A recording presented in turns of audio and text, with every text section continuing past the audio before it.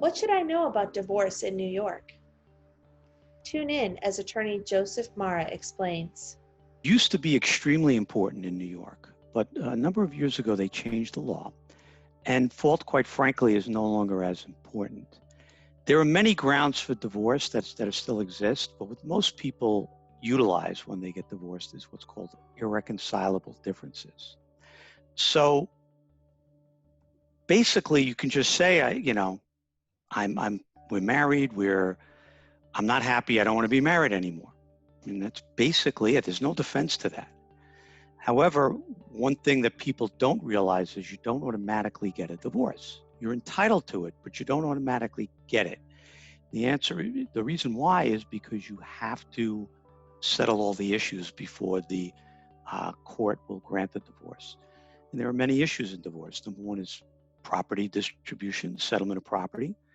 Two is alimony, child support. There may be other issues.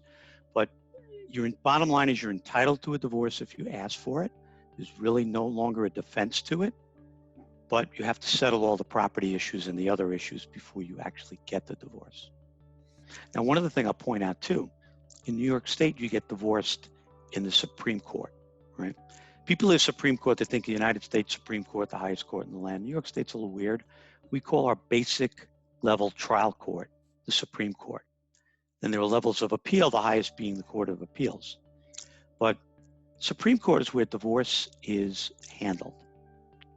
Now, other issues, whether it be custody, visitation, maintenance, alimony, after the divorce, child support, they could be handled by the family court.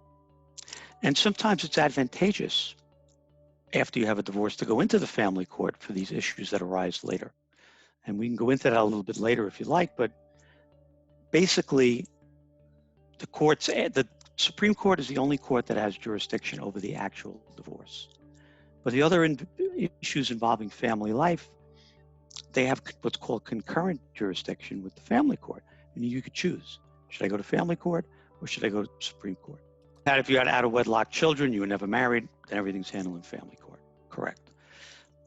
One thing that's, even after you divorce, you got to consider what venue to take, because here's a big difference.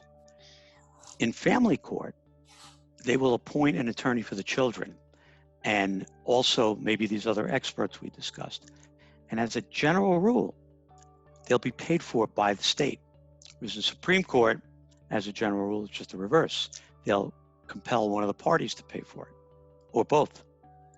So that's also something to be considered if you have these issues subsequent to a divorce. Should I go back to Supreme or should I bring my case to family court?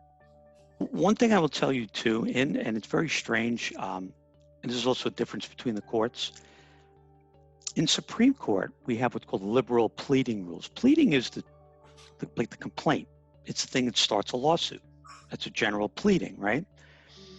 And you could plead in relatively general terms. I mean, it can't be so general that you don't state a cause of action. You don't state what you're there for, but it can be kind of broad. In the family court, you bring a petition. So if you wanted custody, you have to bring a custody petition. If you wanted visitation, you have to bring a visitation petition.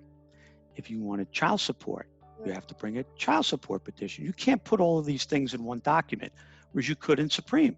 Put them all in the complaint. Family court, totally separate. The other thing with family court is you're kind of locked into whatever you put in those papers. So the court does have discretion, but it's limited. So if you don't put everything in those petitions that you're supposed to, well, you could be precluded from raising the issues later on.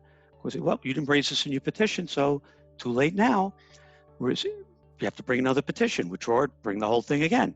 Whereas in Supreme Court, if you raise something even tangentially in the complaint, there's a lot more flexibility. You can bring these issues up. It's easier, even if you have to amend your complaint, it's much easier to do it in the middle of an action rather than withdrawing it, have to bring the whole thing again.